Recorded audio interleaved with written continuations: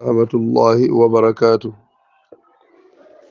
hettiyankoɓe radio men Dumgo FM yawtere men minbaru ramadan. So en garti e naafila men hande jamma mo ganduɗa kañum woni jamma battuɗo 16 e caggal salminde ko ñagade Allah tabaraka wa taala yo allahu rokku en timminde lewru ndu e dow jaam, yo allahu jaɓana en mbino lewru ndu ko lewru jangde e ɗum waɗi nelaɗo Allah sallllahu alayhi wa sallam jangguinowo en o serata e tindinde en e haalande en promotion ngaji gonɗi e nder lewru he beele eɗen jangga ɗum mbawen ɗum ko Allah tabaraka wa taala wino ko dañen ɗum la'allakum tattaquna dañen kulol Allah diplôme biteɗo kulol Allah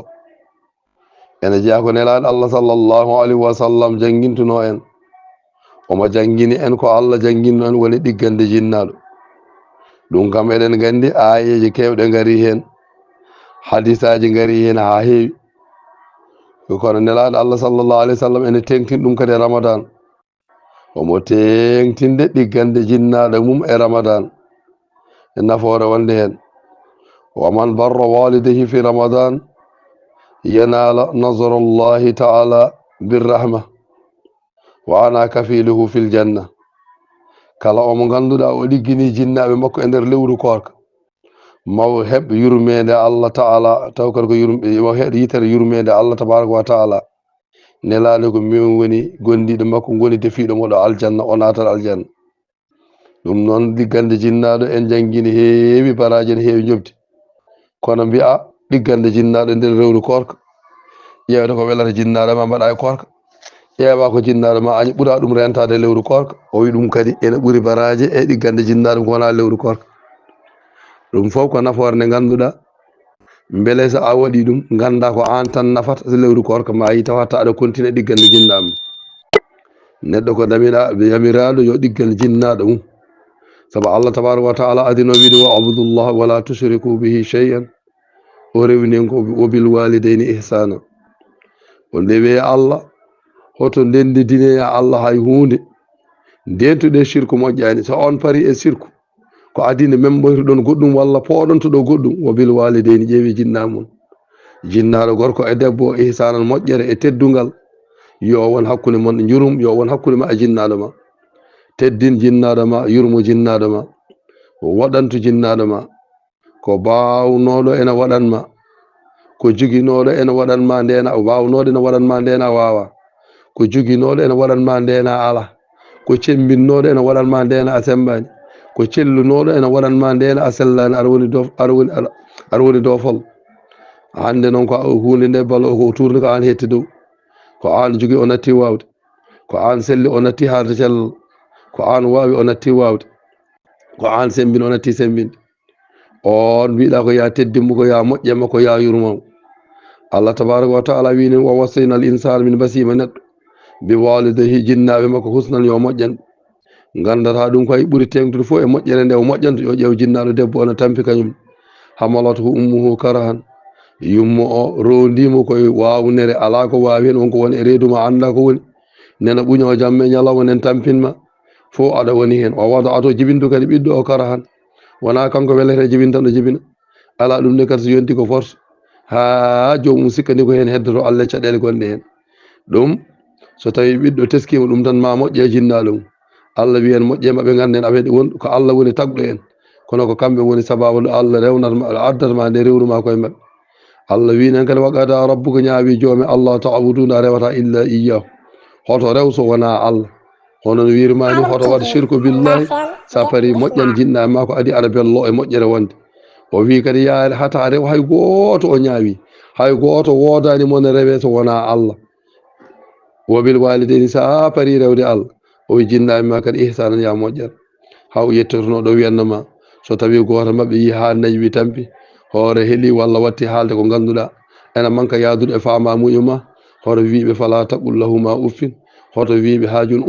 hoto ufnoɓe wala tanharhuma hoto boroɓe hoto gufɓe hoto gidduɓe hoto sibtoɓe kala no ɗum wawi sifrade no ɗum wawi waade o qul lahuma qawlan kariman ya wiɓe konngol ngol ganduɗa ko konngol teddugol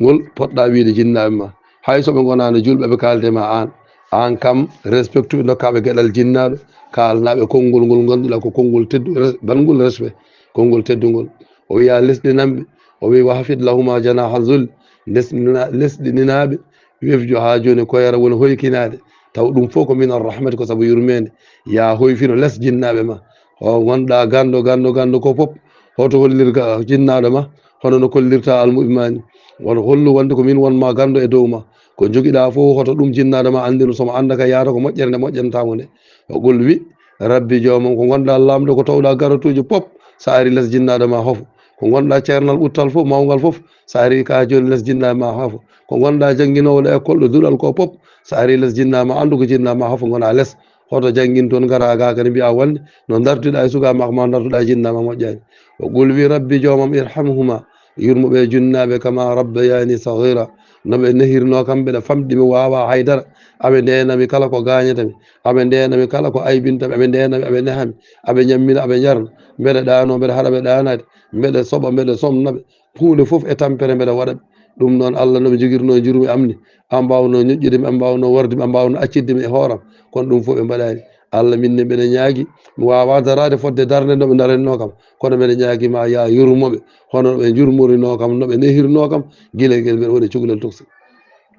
ɗum tabaraka wa taala haali ɗum Allah tabaraka wa taala haali hen kone heewi aya goɗɗe no goori fof ko kaloje ɗum kono nelaɗo Allah sallllahu alih w sallam kañum wi ya andu an ɓiɗɗo rida llahi fi ridal walidain e welede Allah woni koye welede jinnaɓe saɗa yiiɗi andude an ɓiɗɗo beele Allah ene welema aɗa jogui jinnaɓe timmuɓe jinnaɓe ƴeew an beele no mbaɗa e ɓiɓɓe jinnaɓe ma ni beele jinnaɓe ma ɓene beelema walla welakama so jinnaɗo ma welakama tan hoto namdo ni tawde ko jinnaɗo julɗo timmuɗo jinnaɗo andu Allah welakama wo suhdillahi tikkere Allah fe suhdil walidain kala nde jinnaɓe timmuɓe jinnaɓe tikkane ɓiɗɗo andu Allah ko tikkanɗo on ɓiɗɗo eyyi ko Allah tikkantuma a faami cheyɗani folma mbaɗiyake jinnaɓe ne tikkanma kala ɗoɓe tikkanma tawata Allah ko tikkanɗo tawde ko jinnaɓe timmuɓe jinnaɓe ɓe wonno jinnaɗo timmuɗo jinnaɗo welantake ɓiyum so wona moƴƴere jinnaɗo timmuɗo jinnaɗo tikkanta ɓiyum so wona ɓiɗɗo o naata ɗo fota nadde walla abbo ko fotani abbade ɗum waɗi nelaɗo Allah sallllahu alayhi wa sallam ene haalanno ha joni hadisaji baɗi noon kewɗi ɗo wiyana ala unabbikum bi akbaril kabair beele o garata am haalan on bakkar ɓurɗo mawnude ene jeeya ɗin ishraku billahi rendidinde Allah e hunde ƴetta goɗɗum mbaɗa shirku billahi o wiwa uquqil walidayni ɗimmo o caggal no wirunoma to e qur'an o Allah ñaawi hoto rew so wona kañum ɗiggan jinnaɓe o wituma to kadi qur'an he Allah de tabaraka wa taala yamiri yo on ɗiggan yamiri yo on ndewmo kanko Allah hoto ndendetindemo hay hunde o rewni hen ko jinnaɗo ko noonne nelaɗo Allah sallah sallam hadis mo addiri ɓuuri ene jeeya ko ɓuuri mawnude bakkude fof caggal wadde shirku billahi ko aƴade jinnaɓe wa kana muttaki an nelaɗo ko tugginoɗo fa jalas o jooɗi fa qaalo wi ala wa qawlu zuri ala wa shahadatu zuri haalde fenade e gollude fenade seedade fenade e gollude fenade e ɗum ne kadi ko bakkar ɓurɗo mawnude nder bakkaruji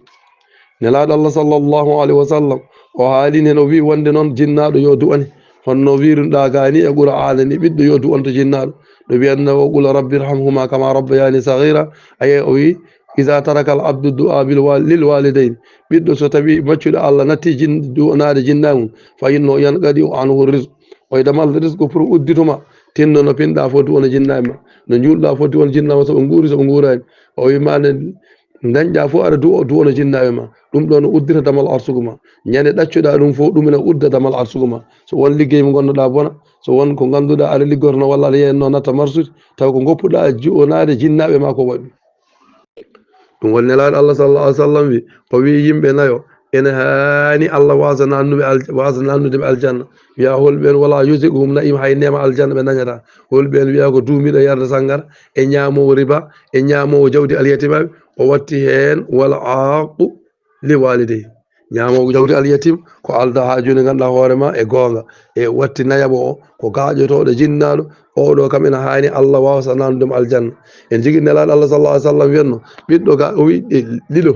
pelle ɗiɗi kam Allah ene hani Allah ene yaccinna ɓe lefte guila e aduna guila ɓe jettaki lakara ɓe faddetake ha lakara holɗon albagyo uququl walidayn neɗɗo bewɗo o guila o yaltani aduna yimɓe fof gandata o ko bewɗo wonno Allah waɗata makko teskoye kay ha yimɓe fof ganda o ko bewnoko ɗum eɗen jiiya ɗum koye aduna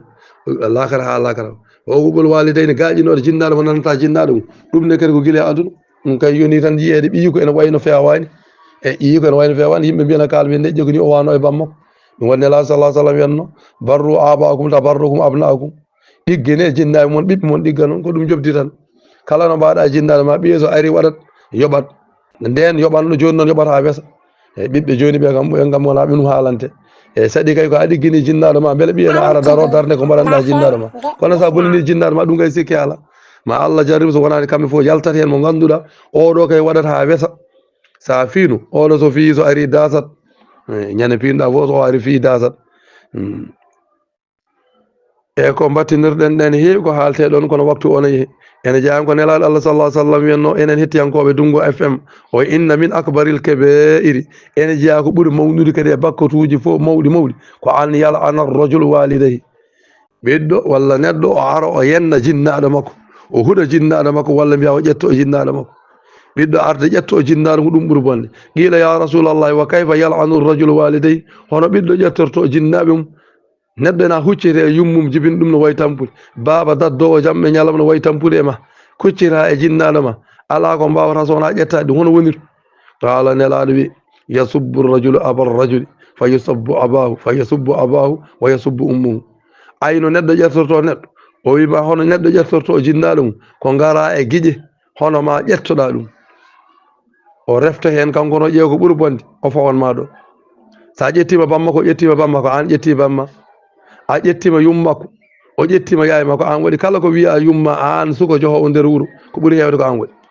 kala ko wiya ko ɓuuri hewde ko an waɗi te ko an ñawete ko an wi wona biɗo o wi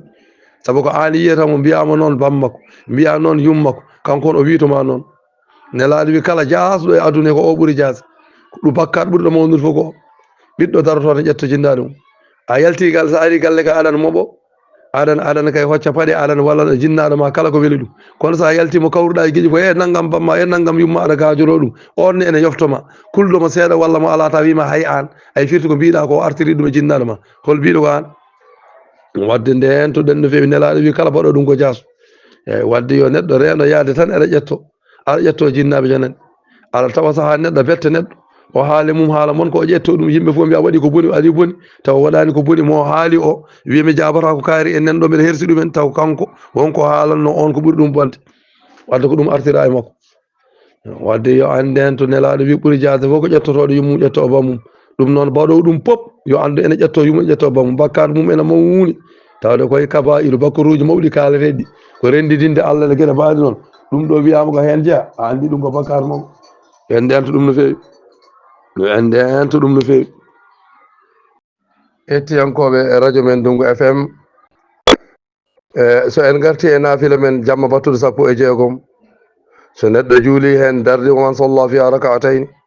darɗiɗo jangga kala darde fatihatul kitab o watti hen o iza zulzilatil ard laaɓi sappo fatiha iza zulzilati laaɓi sappo ma Allah yaafomo dendagal bakkuruji makko